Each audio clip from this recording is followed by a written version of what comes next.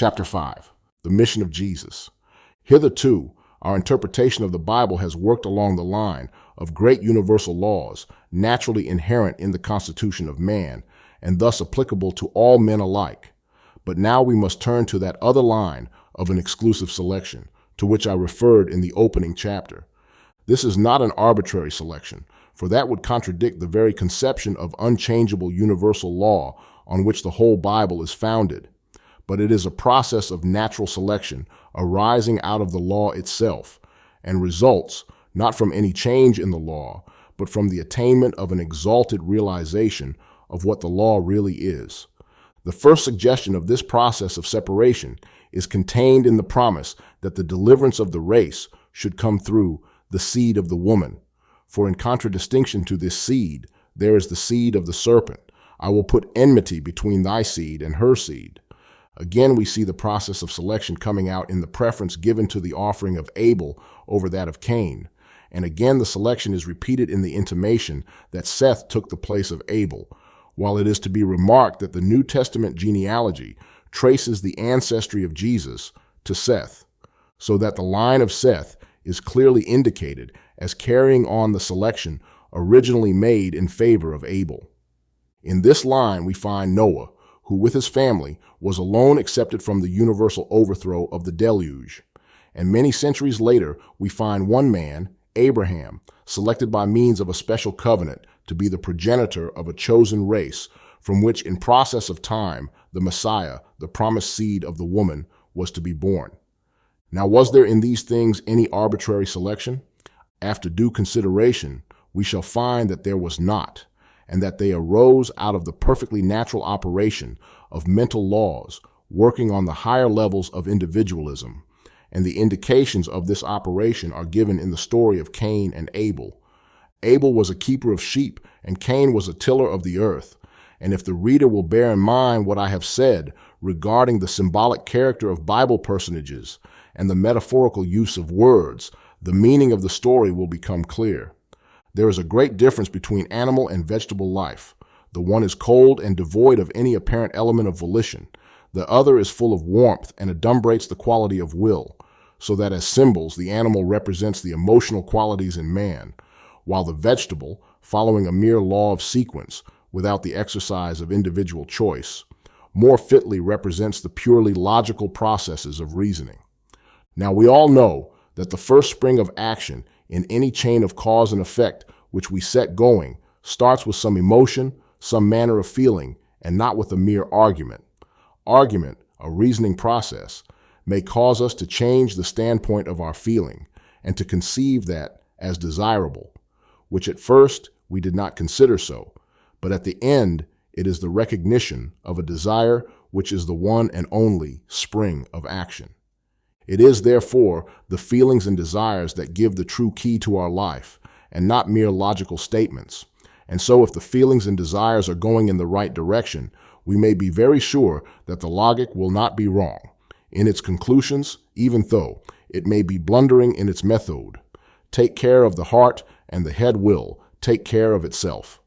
This, then, is the meaning of the story of Cain and Abel. If we realize that the universal mind, as the all-pervading, undistributed creative power, must be subjective mind, we shall see that it can only respond in accordance with the law of subjective mind. That is to say, its relation to the individual mind must always be in exact correspondence to what the individual mind conceives of it. This is unequivocally stated in a passage which is twice repeated in Scripture. With the pure thou wilt show thyself pure, and with the froward thou wilt show thyself froward, where the context makes it clear that these words are addressed to the divine being.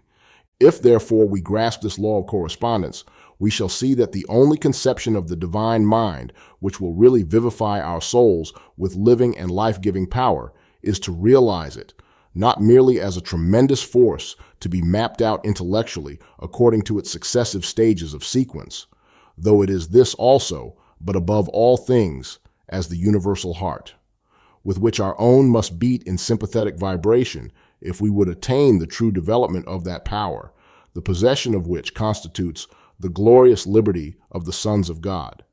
In all our operations, we must always remember that the creative power is a process of feeling and not of reasoning.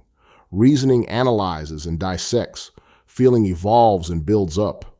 The relation between them is that reasoning explains how it is that feeling has this power, and the more plainly we see why it should be, so the more completely we are delivered from those negative feelings which act destructively by the same law by which affirmative feelings work constructively.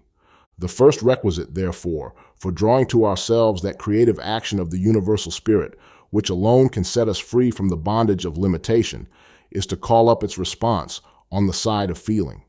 And unless this be done first, no amount of argument, mere intellectuality, can have the desired effect. And this is what is symbolically represented in the statement that God accepted Abel's offering and rejected Cain's. It is the veiled statement of the truth that the action of the intellect alone, however powerful, is not sufficient to move the creative power. This does not in the least mean that the intellectual process is hurtful in itself or unacceptable before God, but it must come in its proper order as joining with feeling instead of taking its place. When a mere cold ratiocination is substituted for hearty warmth of volition, then Abel is symbolically slain by Cain. But the allegory goes further.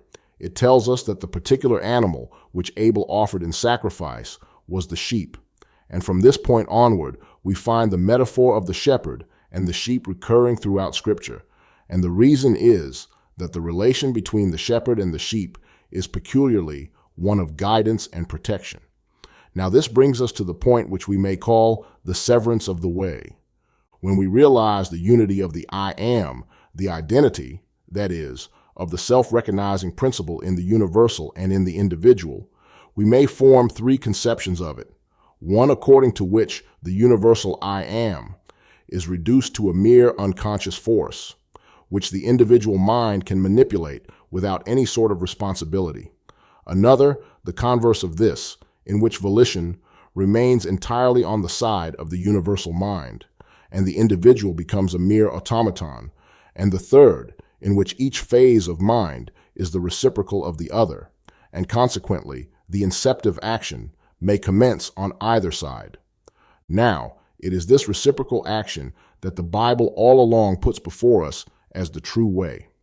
From the center of his own smaller circle of perception, the individual is free to make any selection that he will, and if he acts from a clear recognition of the true relations of things, the first use he will make of this power will be to guard himself against any possible misuse of it, by recognizing that his own circle revolves within the greater circle of that whole, of which he is an infinitesimal part, and therefore he will always seek to conform his individual action to the movement of the universal spirit. His sense of the wholeness of that universal life which finds individual center in himself and his consciousness of his identity with it will lead him to see that there must be, above his own individual view of things derived from a merely partial knowledge, a higher and more far-seeing wisdom, which, because it is the life in itself, cannot be in any way adverse to him. And he will, therefore, seek to maintain such a mental attitude as will draw towards himself the response of the universal. Mine as a power of unfailing guidance, provision, and protection. But to do this means the curbing of that self-will, which is guided only by the narrow perception of expediency derived from past experiences. In other words, it requires us to act from trust in the universal mind, thus investing it with a personal character rather than from calculations based on our own objective view, which is necessarily limited to secondary causes. In a word, we must learn to walk by faith and not by sight. Now, the institution of sacrifice is the most effective way for impressing this mental attitude. Viewed merely superficially, it implies the desire of the worshiper to submit himself to the divine guidance by reconciliation through a propitiatory offering, and thus the required mental attitude is maintained. If we see that the blood of bulls and goats and the ashes of an heifer can have no power in themselves to effect reconciliation, and yet cannot see any more intelligible reason, then, if we will to accept the principle of sacrifice in the light of a mere mystery, we hereby still submit our individual will to the conception of a higher guidance. And so in this view also, the desired mental attitude is maintained. And at last, when we reach the point where we see that the universal mind, which is also the universal law, cannot have a retrospective vindictive character any more than any of the laws of nature which emanate from it, we see that the true sacrifice is the willingness to give up smaller personal aims for the purpose of bringing into concrete manifestation those great principles of universal harmony which are the foundations of the kingdom of God. And when we reach this point, we see the philosophical reasons why the maintenance of this attitude of the individual towards the universal mind is the one and only basis on which the individuality can expand, or indeed continue to exist at all. It is in correspondence with these three stages that the Bible first puts before us the patriarchal and Levitical sacrifices, next explains these as symbols of the great sacrifice of the suffering Messiah, and finally tells us that God does not require the death of any victim, and that the true offering is that of the heart and will. And so the Psalms sum up the whole matter by saying, "Sacrifice and burnt offering thou wouldest not, and instead of these, lo, I come to do thy will, O my God, yea, thy law is within my heart." But the idea of sacrifice has the idea of covenant for its correlative. If the acceptance of the principle of sacrifice brings the worshiper into a peculiarly close relation to the divine mind, it equally brings the divine mind into a peculiarly close relation to the worshiper. And since the divine mind is the life in itself, the very essence of being, which is the root of all conscious individuality, this identification of the divine with the individual results in his continual expansion, or, to use the Master's words, in his having life and having it more abundantly. And consequently, his powers steadily increase, and he is led by the most unlooked-for sequences of cause and effect into continually improving conditions which enable him to do more and more effectual work, so as to make him a center of power, not only to himself, but to all with whom he comes in contact. This continual progress is the result of the natural law of the relation between himself and the universal mind. When he does not invert its action, and because it works with the same unchangeableness as all other natural laws, it constitutes an everlasting covenant which can no more be broken than those astronomical laws which keep the planets in their orbits, the smallest infraction of which would destroy the entire cosmic system. And it is for this reason that we find in the Bible such frequent allusions to the laws of nature as typical of the certainty of the relation between God and his people. "Gather my saints, separated ones, together unto me, those that have made a covenant with me by sacrifice." The two principles of sacrifice and covenant, rightly understood, will always be found to go hand in hand. The idea of guidance and protection which is thus set forth recurs throughout the Bible under the emblem of the shepherd and the sheep, and it is in a peculiar manner appropriated to the people of the I Am. From thence is the shepherd the stone of Israel. "Give ear, O shepherd of Israel, thou that leadest Joseph like a flock. The Lord is my shepherd, I shall not want." Psalm the 30. 1. I am the good shepherd, and similarly in many other passages.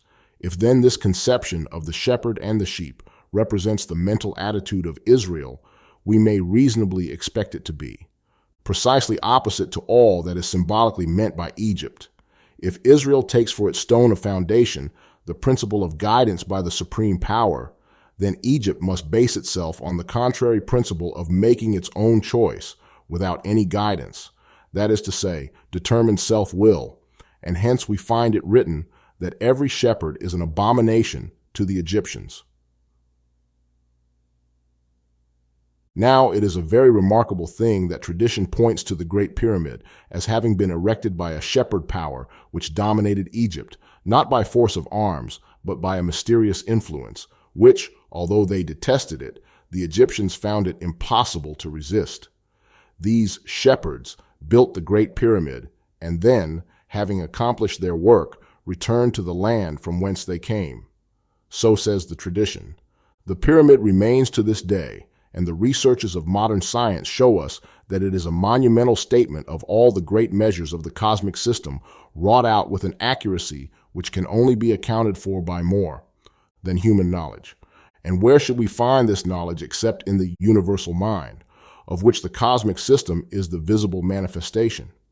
If, as it appears to me, that mind is primarily subconscious, then by the general law of relation between subjective and objective mind, it could reproduce its inherent knowledge of all cosmic facts in any individual mind that had systematically trained itself into sympathy with the universal mind in that particular direction.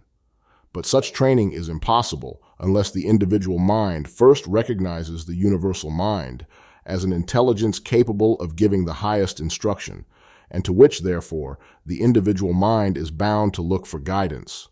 We must carefully avoid the mistake of supposing that subconsciousness means unconsciousness. That idea is clearly negative by the fact of hypnotism. Whatever unconsciousness there may be is on the part of the objective mind, which is unconscious of the action of the subjective mind. But a careful study of the subject shows that subjective mind, so far from knowing less than the objective mind, knows infinitely more. And if this be true of the individual subjective mind, how much more must it be true of the universal subjective mind, of which all individual consciousness is a particular mode of manifestation? For these reasons, the only people who could build such a monument as a Great Pyramid must be those who realize the principles of divine guidance, or the power which is set forth under the emblem of the shepherd and the sheep. And therefore we can see how it is that tradition associates the building of the pyramid with a shepherd power. Having first demonstrated its trustworthiness by the refined accuracy of its astronomical and geodetic measurements, the pyramid challenges our attention with a series of time measurements, all of which were prophetic at the date of its erection, and some of which have already become historic, while the period of others is now rapidly running out.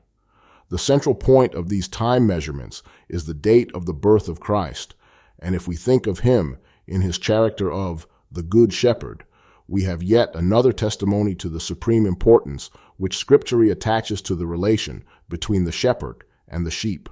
For the Great Pyramid is a Bible in stone, and there can be no doubt that it is this marvel of the ages which is referred to in the 19th chapter of Isaiah, where it says, "In that day there shall be an altar to the Lord in the midst of the land of Egypt." And so we find that the central fact to which the Great Pyramid leads up is the coming of the Good Shepherd. And Jesus explains the reason for this title in the fact that the Good Shepherd giveth his life for the sheep. That is what distinguishes him from the hireling who is not a true shepherd. So that here we find ourselves back again at the idea of sacrifice, only now it is not the sheep that are sacrificed, but the shepherd. Could anything be plainer? The sacrifice is not an offering of blood to a sanguinary deity, but it is the chief shepherd sacrificing himself to the necessities of the case. And what are the necessities of the case?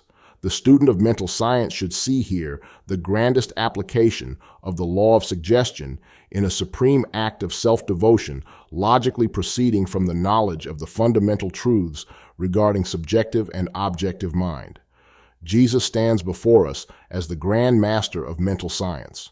It is written that he knew what was in man, and in his mission we have the practical fruits of that knowledge. The great sacrifice is also the great suggestion. If we realize that the creative power of our thought is the root from which all our experiences, whether subjective or objective, arise, we shall see that everything depends on the nature of the suggestions which give color to our thought. If from our consciousness of guilt they are suggestions of retribution, then in accordance with the predominating tone of our thought, we shall externalize the evil that we fear. And if we carry this terrible suggestion with us through the gate of death into that other life which is purely subjective, then assuredly it will work itself out in our realizations.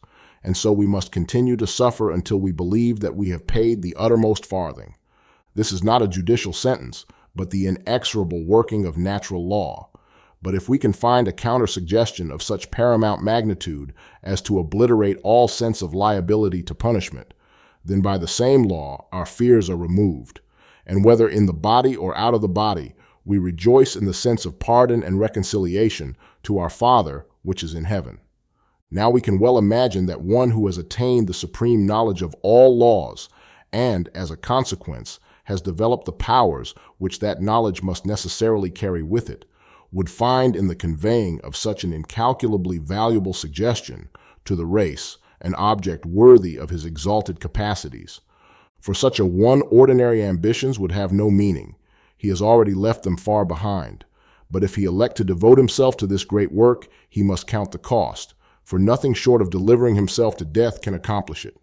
The Master said, "Greater love hath no man than this, that a man lay down his life for his friends."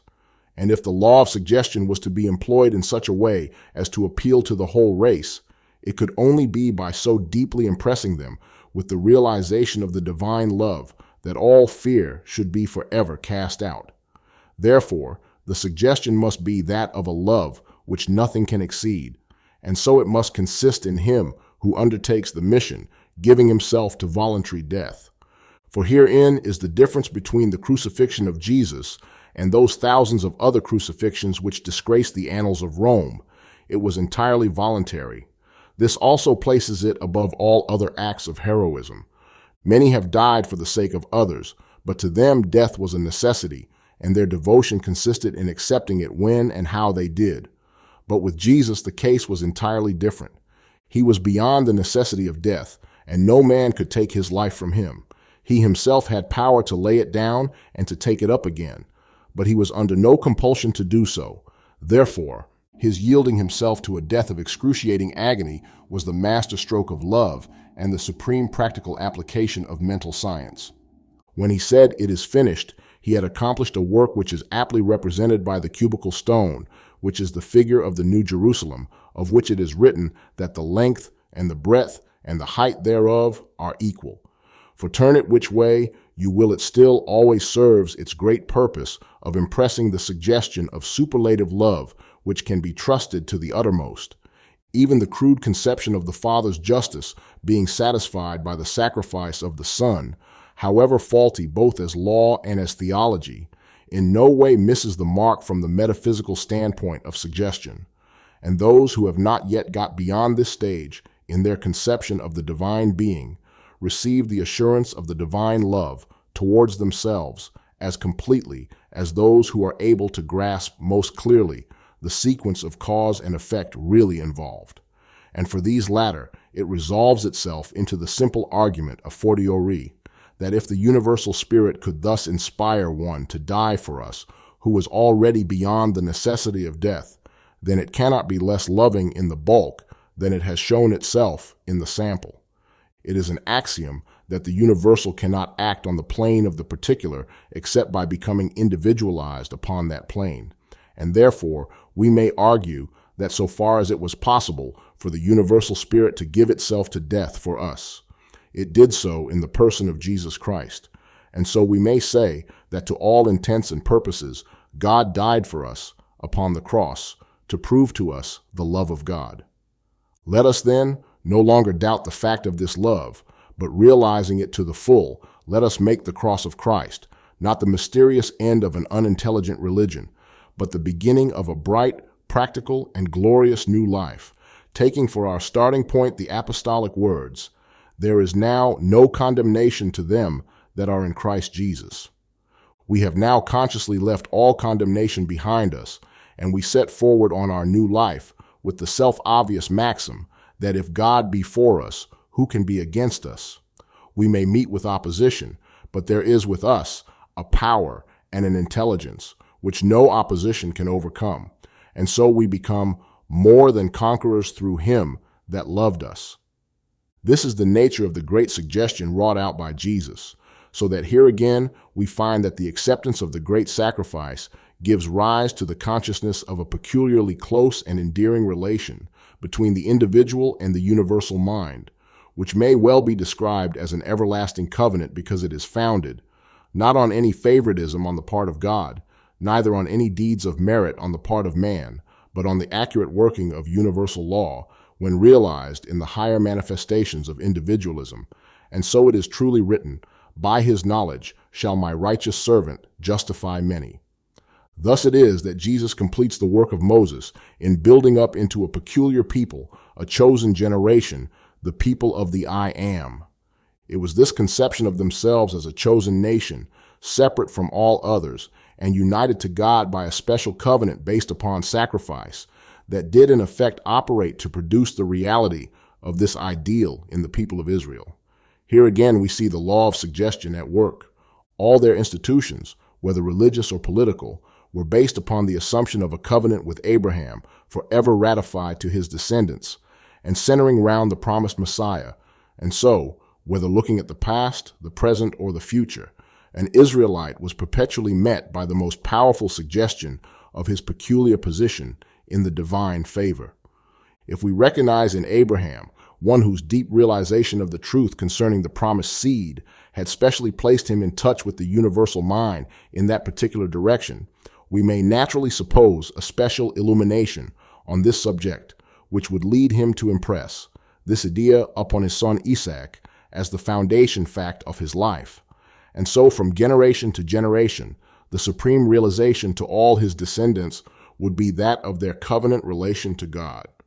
And besides the impression conveyed by personal teaching, the law of heredity would cause each member of this race to be born with a prenatal subjective consciousness of this great suggestion, which would carry its effect into the building up of his life, quite independently of any objectively conscious knowledge of the subject.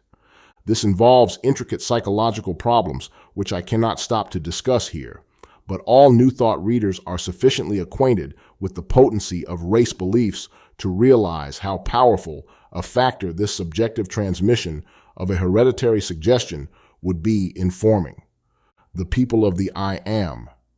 And there is yet another aspect of this subject which is of peculiar interest to the British and American nations, into which, however, I shall not enter in this book.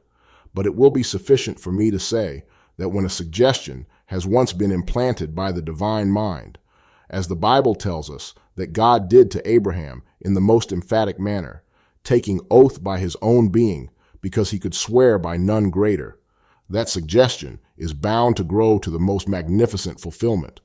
My word that goeth forth out of my mouth shall not return unto me void, but shall accomplish that which I please, and it shall prosper in the thing whereunto I sent it.